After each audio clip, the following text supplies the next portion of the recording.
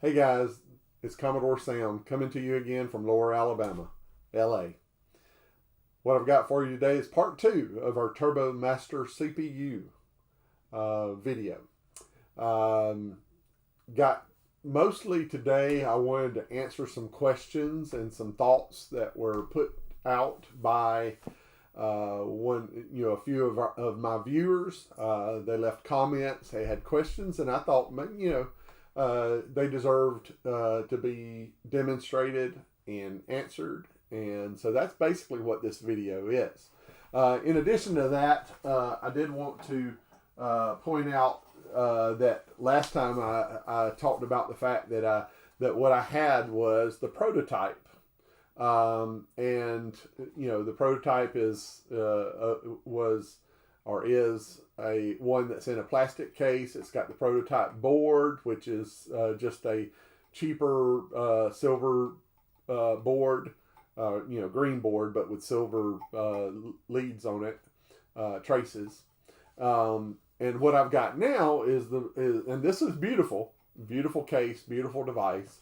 But what I've got now is the actual production model with the metal case. It's really nice. It's all aluminum except that the hardware pieces that are screwing it together are stainless steel. I mean, it's just perfection. Thomas really outdid himself on this design. Again, remember Core i64. Thomas Christoph is the one that designed these, and with him and his team, and they just did a phenomenal job all over, inside and out. Again, duplicating a piece of history, right? Reverse engineering and engineering on top of that to improve it, right? So just really nice case, nice board with now gold edge connector, and nice screen printed words on the anodized aluminum case. Just really nice. I reached out based on some of the questions I saw in another video that I watched, and I know Thomas often improves things when he does do his reproduction. Obviously, there's things that we do today that's not different than what was done in the 90s. There's things that are not available to today that were available then, or really hard to find. And so that's basically what he's done again with this. So I asked him what really makes this different than the original one. And Thomas responded back to me that he basically said SRAM has been upgraded to be compatible with the original SRAM, as well as new stuff that you can buy from Mauser. So again, has wide range of compatibility, but also uses stuff that can be bought today. The CPU has been upgraded for the same reasons. It has a jumper on board that allows you to choose whether you use a WD65CO2, which is a currently produced U.S. chip, and readily available. But it'll also use the original 65CO2 P4, which was a 4 megahertz CPU of the day that was originally in it. And again, jumpered so that you can do that. Those old chips, if you can find them, they're old stock. If you can't, if you do find them, they may be fakes. A lot of fakes out there. A lot of them are 6502, 1 megahertz, just rebranded. So they'll work, kinda, right? Now in addition to that, it works in conjunction with the master adapter, and this is a early version of the master adapter. I don't have the one with the switches on top yet, but it has the jumpers here. But anyway, this master adapter and the turbo master originally had a jumper wire that ran from one to the other, because this was made after the CPU. And so it had this jumper wire that would run between them. Well, what Thomas has done is he's re-engineered it to where it passes through the edge connector and not a wire going around, right?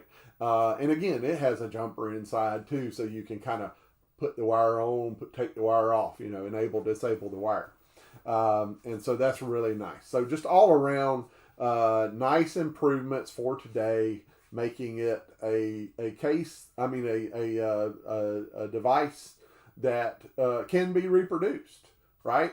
Without these modern things, there's no way you could make enough of these to be able to get them into people's hands. And hopefully a lot of people will get these and build some new things with them, because it really didn't last very long when Schnedler made it. And, not a lot of software was built to use it. And so now we have the opportunity to have 4 times the speed and to build some software around this product. And I know there's some people that already have some great products out there that are already making or planning to make software compatible with this device. In addition to that, it does work very well. In my opinion, my favorite way of using it is basic programs, and I talked about that last time. Really speeding up those basic programs and making them feel really good and fast, right? Or at least 4 times faster, right? So with that, let's get on to the purpose of this video. And the purpose of this video is to answer those questions that my watchers asked, okay? And maybe help y'all out at the same time. Hold on. Okay, guys, I'm going to try to do this in one take and do answer all these questions without a lot of breaks. Try to keep this video as short as possible. So I've got my YouTube comments pulled up over here on the right on my PC. Basically, I'm going to just answer some of these questions. So I had a lot of questions around 128s. A lot of people out there are using a 128 now.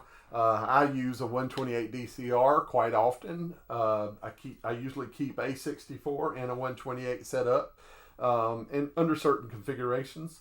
I got out my 128 flat because I didn't really want to mess up my DCR configuration. But let's get started. So the first question I wanted to answer is, will a Ultimate 2 work with a slot expander? So an Ultimate 2 Plus, that's this device by Gideon, right? Ultimate 2 Plus. This happens to be an Ultimate 2 Plus L. Will this work with the Turbo Master? And will it in a slot expander, right? So what he's asking is, can I take this? This is a slot expander, which I assume he's talking about. This one happens to be an Expander 3. It's a knockoff of one by Go for Retro or .com, or in other words, one of Jim Brain's company. Anyway, this I don't think he made this one, but anyway, it's similar to his. But anyway, I digress. With the expander, of course, you got these switches and you can do a lot. And I'm not going to modify the switches. I'm just going to leave them all on. Could do some configuration of these, but that would make this video really long. And to be honest, I am not that great with knowing what all these switches mean without looking it up in the manual. So there could be some configuration changes we could make that make sense. And if someone knows and wants to answer some of that in the comments, that would be great. I do know that you can individually turn these ports on and off if you want to, and change their addressing and that kind of thing. So one of the issues with using a port expander, whether it be this port expander or the one that's designed, the master adapter designed to go with the Turbo Master, is it's trying to avoid using the same address space at the same time, the same access to the CPU at the same time, all of those things. And so this is an attempt to be able to configure what you need. So anyway, will this work in a slot expander with the Turbo Master CPU? Well, I'm going to start first with the idea of, will it work with this first, the thing that comes with it. And I'm just going to give you a preview on this. I've got this upside down. I've got this set in its Geo mode. So if you have the one with the switches, all the switches to the left. If you have one with jumpers like I have here, all the jumpers to the left. And we're going to hook it up like this, and see if this will work. I have the REU turned off on here. Okay, so let's start with that.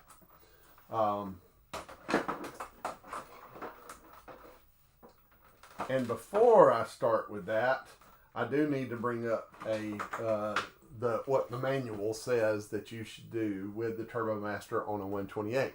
It only runs in 64 mode, and it's particular about when and how you do it. What the preference is, you get all the way to 64 mode and then turn the switch on. So you'll start with on the boot up of the 128. You'll start with, and I'm going to use this one for demonstration purposes. You'll start with this switch to off. Then when you turn the machine on, you don't want, and you get it into 128 mode. You need to get into 64 mode. Now you can either do the go 64 and say yes to get there. If you use a 128, you know this.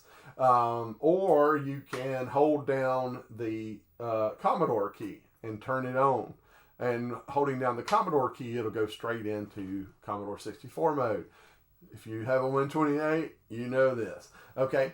But both of those functions, I need to wait to turn that on until I'm at this screen here. And in other words, I need to have the 64 mode already running, because if you know a 128, there's 3 computers in here.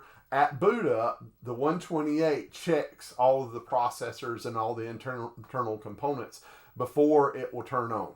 Otherwise, you get a blank screen. If you leave this switch, I'll turn this off. If I leave this switch on and turn my Commodore 128 on, it will not boot up because the self-check doesn't work, and it will not allow the system to boot up. That's why you must leave it off. So if you leave it off, turn it on, it'll come up to the normal 128 machine screen.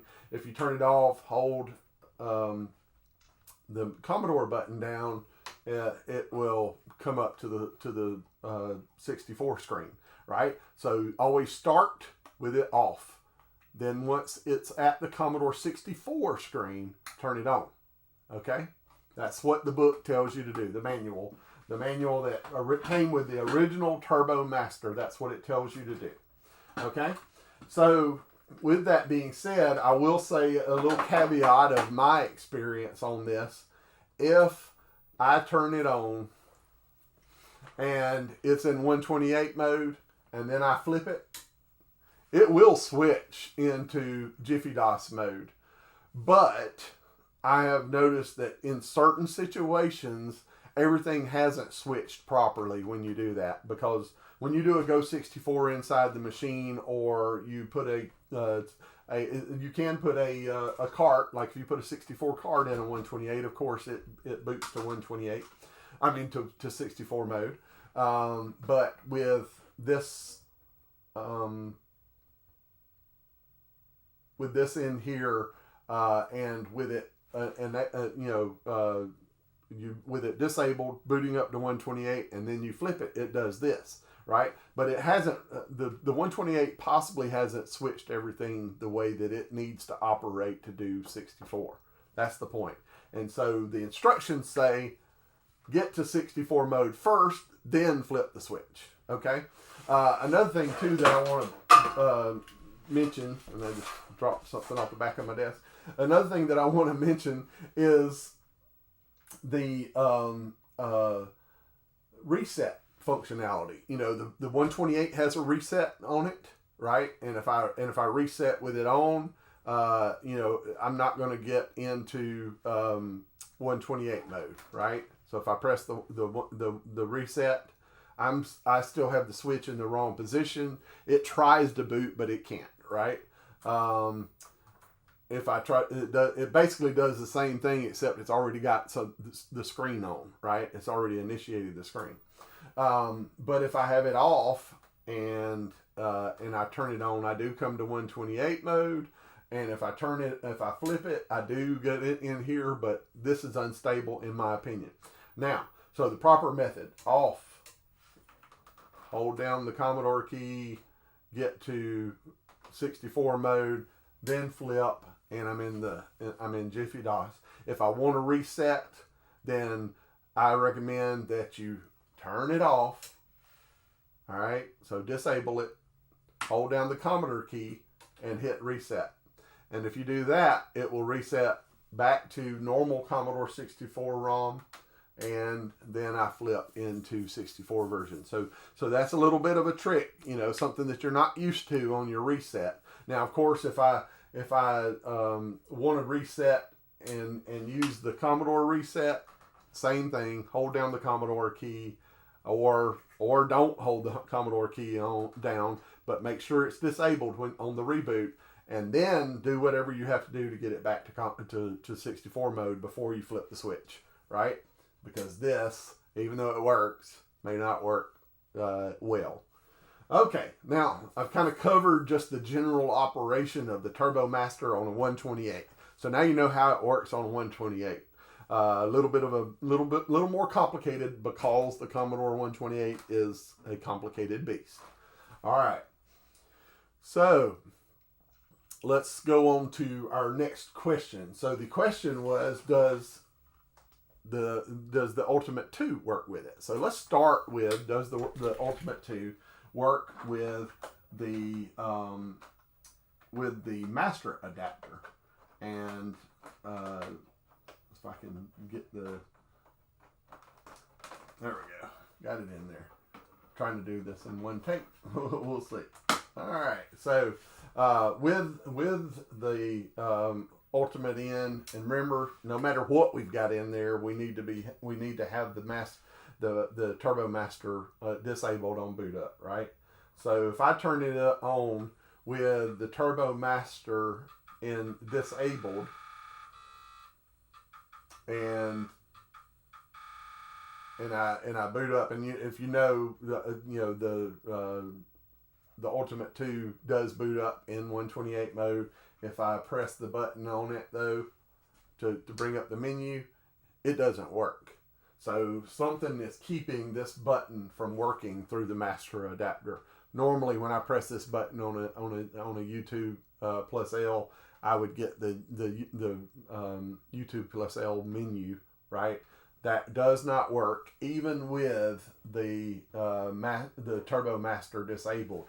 I believe that is the master adapter preventing that. So to answer that question, can you, and to answer another question that one of my other viewers had, can you use this like a pass-through port, like an expander?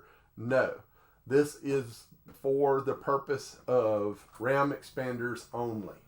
So the master adapter is for RAM expanders only, and it should be obvious that the master adapter is for RAM expanders only, because it's right there on the front, right? It's either a GeoRAM or an REU, and you set the jumpers or switches accordingly. That's what this is for. Barring this, as I told you in the first video, you can use a RAM expander, a port expander, and use it with a GeoRAM or NeoRAM, just like this. And so we talked about that in the last episode. Well, On the 128, you know, other than my desk getting in the way to where I can't get it back there, because this is something to consider when you're using a flat 128, especially, well, 128 in general. It is difficult to find space for things, right? Because the computer itself's already long, and then you're sticking a RAM expander on a port expander on the back of it. And so no matter what you do, that's a problem with the 128. That's always a little bit funky. But again, same boot up process. I'm gonna go into 64 mode every time now, just so you can, for the most part, and except for when I want to point something out on the 128 side. But as you can see, with this disabled and Neo, this would work. I would be able to access the GeoRAM/Neo RAM, and that would work fine. If I enable it, I can still access the NeoRAM, GeoRAM, and I'm running at 4 megahertz. So if I wanted to use this for basic right now and write a basic program, it would work just great. I'm not going to do it, but it works. Because I demonstrated that the last time, or I think I did anyway. But so the NeoRAM will work in either case, right? It'll work with this, it'll work in this scenario. But what about, back to our question on the U2 plus L, will it work in this scenario? So I'm going to take the NeoRAM out and flip over, and again, because I need it to be disabled, and I'm going to put the U2 plus L into the mix here. And so now, again, I'm disabled on, I'm disabled on the Turbo Master, right? Until I get booted up into 64 or 128 mode. But this is one of those cases where I'm going to try both, right? We're going to start with 64 mode. So I'm holding down the Commodore key. I've got this disabled. I'm using the Ultimate 2 Plus, right? If I press in this mode, if I press the Ultimate 2 Plus menu button, this is my expectation. This is what I expect to get. It's just like right now, because I'm disabled as far as this expander goes, it's just like the Turbo Master is not there at all. So I'm here sitting in the Commodore environment. What happens if I switch over and enable? If I switch over and enable, it takes over, and now I'm on the CPU of the Turbo Master. All right. But if I press the button, doesn't work, right? It fails. This is so the Turbo Master and the Ultimate can't be on the cart port at the same time, at least not with all the switches on the RAM expander.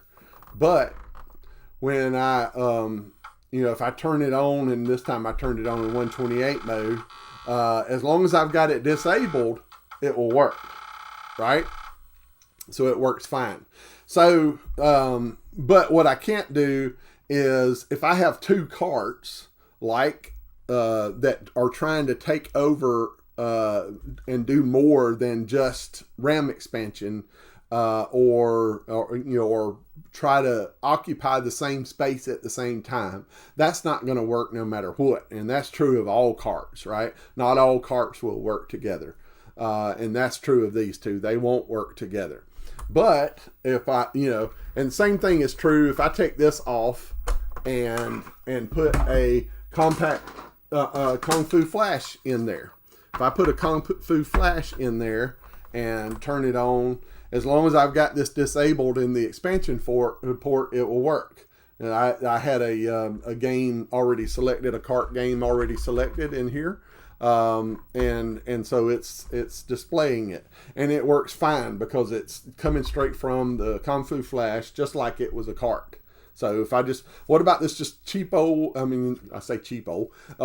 Mans cartridge, the original Commodore cartridge? If I put it in here and let it take over, it's going to work. So the Turbo Master in an expansion card when it's disabled, or in a port expander when it's disabled, it's like it's not there. And so this is actually kind of a great configuration, because sometimes I want to use this and sometimes I don't. It works for some things and not for other things. So if I want a basic program or something like that, then I'm probably going to leave this in here, and I'm going to throw in my Neo RAM, because it works with my Vision Basic, which by the way is a great program, and I'm going to demo that in part 3. Vision Basic works with this scenario. At least I have found it to work in most cases. We're going to test that a little bit more, so come back to part 3 for that. But in this scenario, if that's the configuration, that works perfectly fine. And again, this scenario, it's not going to it's not going to work in 128 mode no matter what I do. Well, let me correct that. I can have it disabled, and the Neo RAM is going to work in 128 mode all day long. What's the Turbo Master itself is not. If I boot up in 64 mode, and then switch to the Turbo Master, then I'm going to have everything. I've got Neo RAM, and I've got the Turbo Master, and that's great for basic. So basic programming, if you like to do that, but you want it to run 4 times faster, great product. Okay. So what else do we have to look at? So we've looked at the Kung Fu Flash in this scenario. We've looked at the Neo RAM in this scenario. All of these work fine if you disable. Now, of course, the same thing's true if I'm running on a 64 with a port expander. It's going to work just like this 128, except I don't have to keep enabling and disabling when just to boot up, right? I still may want to disable for whatever program I'm using. I might not want them to be there. If I'm using a cart that's going to interfere with my Turbo Master, or my Turbo Master is going to interfere with the cart, some carts it will, then I'm going to want that turned off, and that works 24 in 128 or in 64 mode. What carts do work? So so obviously they all work if I'm disabled and I'm in a port expander. So to recap, some of them do not work if I am using the master adapter, because again, the master adapter was made for Geo RAM and or Neo RAM and REUs, either original Commodores or the reproductions, either by CMD or Core i64. Those reproductions, but again, the most compatibility you will get on a Turbo Master is using Neo RAM and other cartridges. Either up here, the REU support, only so many things do support it, and we're going to talk about that again in part 3. Finally, other things that do work. I have tested this. I'm not going to test it in this video and make it long, because you've all been on a BBS, or maybe some of you have been on a BBS before. But if you use a cart like this, which is the Link 232 Wi-Fi, or if you're using, I think if you're using one of the other CMD Swift Link type cartridges, I believe all of that will work with the Turbo Master. I know in my case, with the Turbo Master enabled, and using Link 232 Wi-Fi, I was able to get on a bulletin board and it worked just fine. Now, obviously, it's not going to speed up internet connections, but it does speed up the actual operation of the computer itself.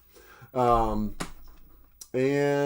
I think, guys, that just about does that one. Let's see if we've got any other questions that I didn't cover.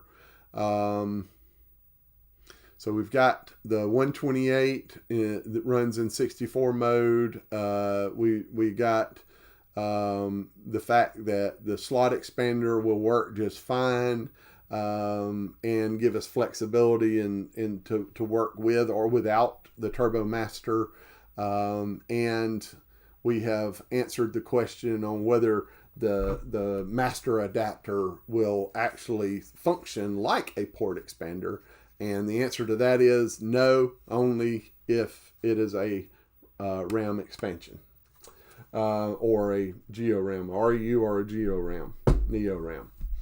All right, guys, I think that answers most of the questions that I've been asked, and hopefully I imparted some good information to you, letting you know a little bit more about the version 3. Again, the Core i64 reproduction is TurboMaster, is the V3. That's what the V3 stands for, because it has been upgraded. And two, just want to mention that he's upgraded the ROMs in here as well. I didn't really cover that very much, but I will right now. So this that's one piece that I haven't covered. I'll do that one last thing.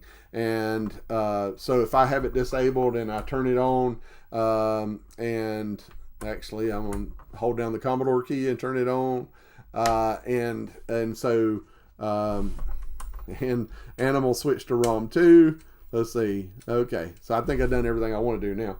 Okay, so if I turn on the in Commodore mode and I'm on ROM 2 instead of ROM 1, and I flip over to enable, the other one is basically just a standard ROM.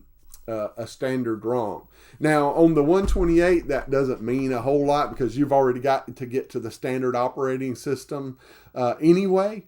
But when you've got this plugged in direct on a 64, this will allow you to switch back and forth and do and be able to and know that you're using the ROM of the TurboMaster versus because right now I'm still operating at 4 megahertz, but I do not have Jiffy DOS in the mix. So if you have a program that does not like Jiffy DOS but does like the 4 megahertz, then you can make this, you can switch to ROM 2. And this right now is his default ROM that he is shipping with the master, or the TurboMaster. I think that covered everything. Last thing I want to say is this hasn't been sponsored or checked before I've uploaded it. These are my own opinions. These are my own findings. You may find something different. As you know, in vintage computing, some computers act a little differently than others. I hope you found something useful with this. And again, the thank you for leaving comments. Those of you that left comments on my previous video, please leave comments on this one. If you know more about about port expanders, and you want to point at anything that I may have done wrong or said wrong, please do. I take constructive criticism, and I will try in part 3 to answer any questions that you have left here for part 2. So thanks, and can't think of anything else except to say, thank you for watching. Continue to like, subscribe, and do all those other things. And we'll see you in part 3. Thank you.